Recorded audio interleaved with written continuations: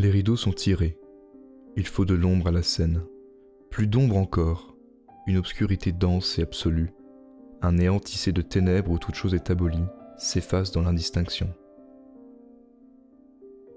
La moindre lueur serait une trahison, une brèche par où filtrerait l'implacable réalité, révélant la surface des choses, cette frontière rigide et cruelle qui renvoie l'homme à sa propre exiguïté, à l'étroitesse insoutenable de son être. Il suffirait d'un éclat, d'un reflet infime, pour que tout s'effondre, pour que revienne la conscience de soi, ce poids insurmontable. Quel chagrin que d'être rivé à soi-même, d'être condamné à ne jamais s'échapper de son propre corps, captif d'une geôle dont on ne possède pas la clé. Il lui faudrait se dissoudre, s'effacer jusqu'à l'oubli, se répandre au-delà des limites tracées par la peau, abolir chaque séparation, chaque contour, jusqu'à ce que l'espace lui-même cesse d'être un mur, jusqu'à ce que l'infini l'absorbe et l'engloutisse. Il rêve d'une fusion totale, d'un engloutissement sans retour dans un océan sans rive. La fumée de l'opium monte en volutes paresseuses, serpente, caresse l'air, avant de s'évanouir dans l'invisible. Elle tournoie, insaisissable, s'étire en forme mouvante, frôle un instant la consistance avant de s'éparpiller et de se perdre dans le néant. Il la suit du regard, fasciné par cette fuite impalpable qui défie la pesanteur, qui se joue des contours et des limites. Une aspiration obscure le pousse à l'imiter, à s'enivrer jusqu'à l'oubli de soi, à embrasser la dissolution avec ferveur. Alcool, musique, chair, tout se vaut. Tout est bon pourvu que le monde se défasse, que ses arêtes se fondent, que tout devienne fluide, indistinct, accueillant. Il cherche l'oubli comme on cherche une rédemption, avec l'avidité d'un naufragé rêvant d'un rivage impossible. Une nostalgie ancienne pèse sur lui, obscure, insondable, comme un appel venu d'un temps où l'être n'avait pas encore de nom, pas encore de forme. Il ne sait d'où lui vient ce sentiment, mais il en sent la profondeur abyssale, un vertige d'avant la mémoire. Il aspire au retour, au bercement d'un élément premier, matriciel, où rien ne se distingue encore de rien, où tout est fusion, où tout est nuit, et promesse d'un abandon total. À force de tout faire pour, son esprit dérive, s'effiloche, s'égoutte hors de lui et s'évapore, se mêlant à l'air comme l'eau se fond dans l'eau. Les repères s'effacent, la cage de sa chair devient diaphane, se dissout peu à peu, le délivrant de l'atroce certitude d'être un. Plus de contours, plus de limites, plus d'entraves. Il bascule dans la douceur informe d'une éternelle bacchanale, où l'individu s'évanouit dans l'extase du tout, où l'identité se défait, se dilue et se perd. Là seulement réside la vraie volupté, celle qui abolit, qui délasse, qui libère enfin du fardeau d'exister.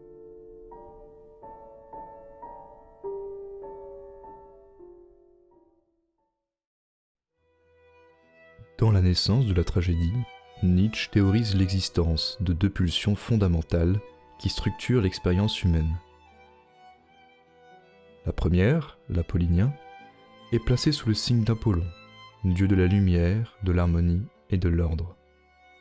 Elle incarne la mesure, la rationalité, la clarté formelle, mais aussi cette illusion nécessaire qui permet à l'homme de donner un sens au chaos du monde, de le cadrer, de le transfigurer en beauté et en structure. C'est elle qui érige les temples, qui trace des lignes nettes, qui fait naître la sculpture et l'idéal classique. En opposition, la pulsion dionysiaque, rattachée à Dionysos, dieu de l'excès et de la fête, explose dans un mouvement contraire.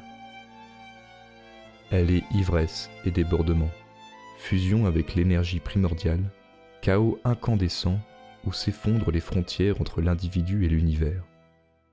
Elle ne construit pas, elle embrase. Elle ne se limite pas, elle libère. C'est la force brute qui renverse les cadres, qui invite à l'extase, à la perte de soi dans un flot d'émotions intenses, un tourbillon où la musique, la danse et la transe supplantent la rigueur et la mesure. Mes amis, ne craignez pas une énième vulgarisation. Au lieu de cela, embarquons ensemble dans une exploration de ces forces, en voyant les différences entre nous et les Grecs anciens dans notre façon de les vivre. Bienvenue sur le navire.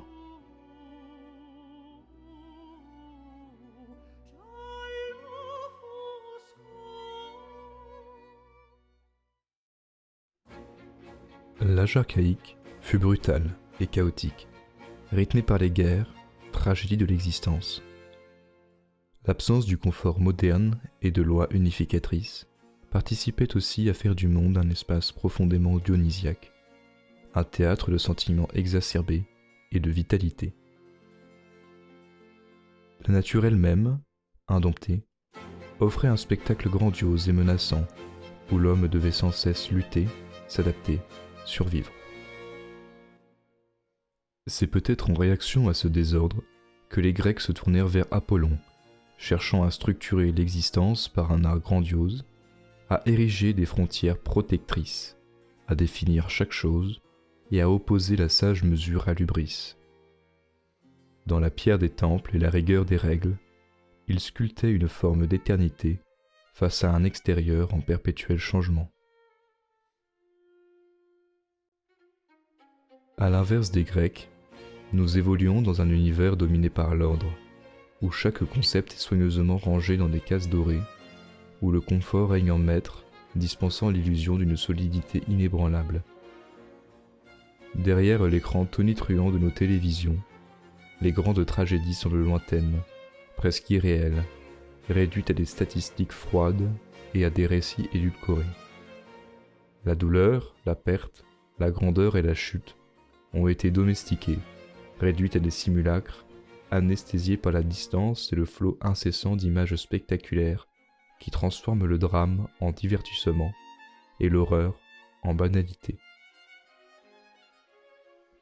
Et pourtant, cette société résolument apollinienne, qui se drape dans la clarté et la raison, dissimule en son sein un appétit dionysiaque insatiable. Sous la surface rigide, c'est un tumulte latent, une soif d'ivresse et de dissolution qui s'étire comme une ombre, inexorable. L'exaltation du contrôle se heurte à l'appel du chaos, et dans cette tension silencieuse, l'individu vacille. Le vertige du vide guette ceux qui, dans leur quête effrénée de sensations, finissent par ne plus rien ressentir, happés par l'excès, ou à l'inverse, par cette absence de sens qui s'étend comme un gouffre. L'ivresse se fait anesthésie, l'oubli devient une prison, et le monde, sous son vernis de clarté, révèle peu à peu son propre paradoxe. Mais ne nous y trompons pas. Si l'excès de chaos dissout l'être en le privant de sa substance, le réduisant à une errance sans contour en une matière informe emportée par le tumulte, l'excès d'ordre, lui, l'écrase sous le poids implacable de la rationalisation.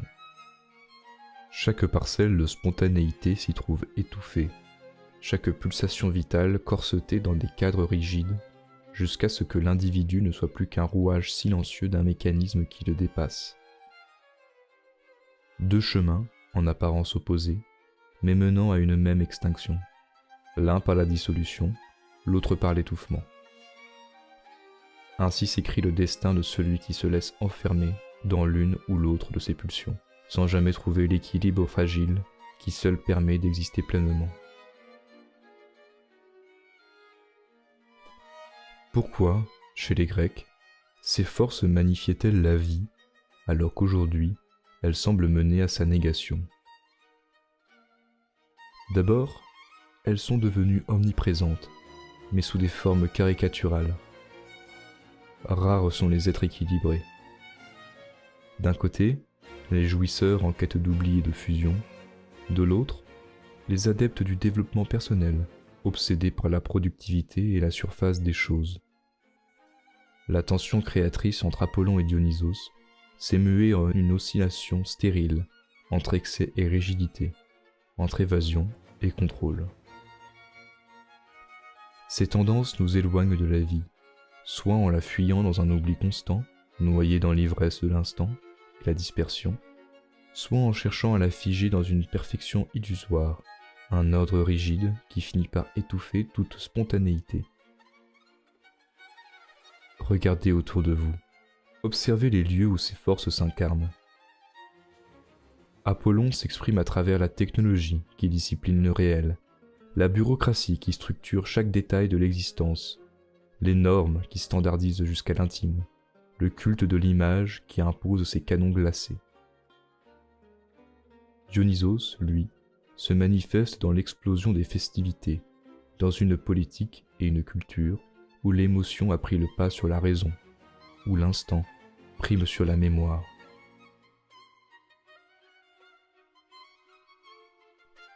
Mais quels visages prennent ces espaces où ces dieux s'affrontent et se répondent?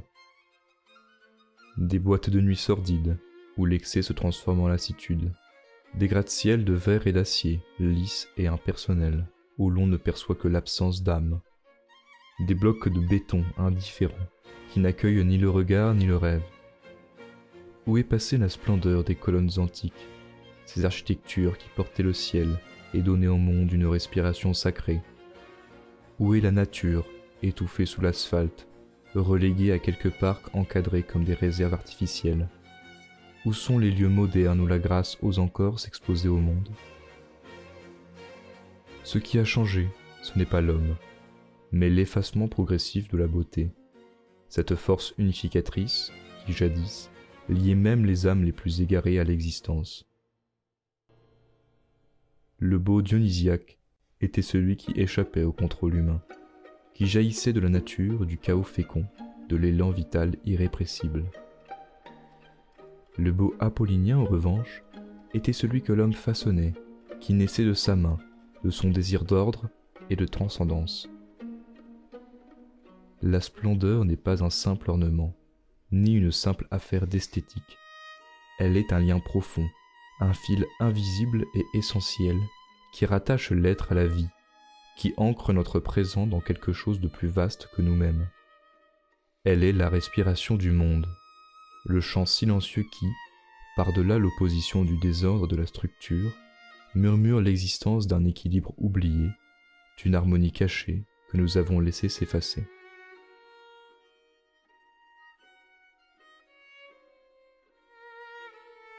Si nous voulons réellement vivre, nous devons créer. Créer non seulement par l'art, mais aussi par nos actes, nos choix et nos gestes les plus infimes. Nous devons sculpter le monde autant que nous-mêmes, lui redonner un sens, une forme et une âme. Il ne suffit plus d'habiter passivement l'espace que d'autres ont tracé avant nous. Il nous faut bâtir à nouveau, avec une conscience renouvelée, sous le regard d'un Apollon bienveillant, non plus tyran de la mesure, mais gardien d'une beauté retrouvée, équilibrée et vivante. Un Apollon qui, loin de l'ordre rigide et stérile, sache écouter le souffle de Dionysos sans se laisser emporter dans l'ivresse destructrice. Construisons un navire grandiose, non pas un vaisseau de conquête cherchant à soumettre les flots, mais une nef taillée pour l'inconnu, capable de voguer sur les eaux imprévisibles de l'existence. Un navire qui ne redoute pas la houle, qui sait plier sans rompre, qui comprend que la paix véritable ne réside pas dans l'immobilité, mais dans le mouvement harmonieux entre contrôle et abandon, et parfois qu'il se laisse dériver, non par résignation, mais par cette confiance profonde qui accepte l'imprévu, qui s'ouvre au vent des possibles. Qu'il épouse la mer sans jamais s'y noyer, trouvant dans la danse du hasard et de la volonté la seule trajectoire digne d'être vécue. Alors, puissants marins, allons voguer ensemble.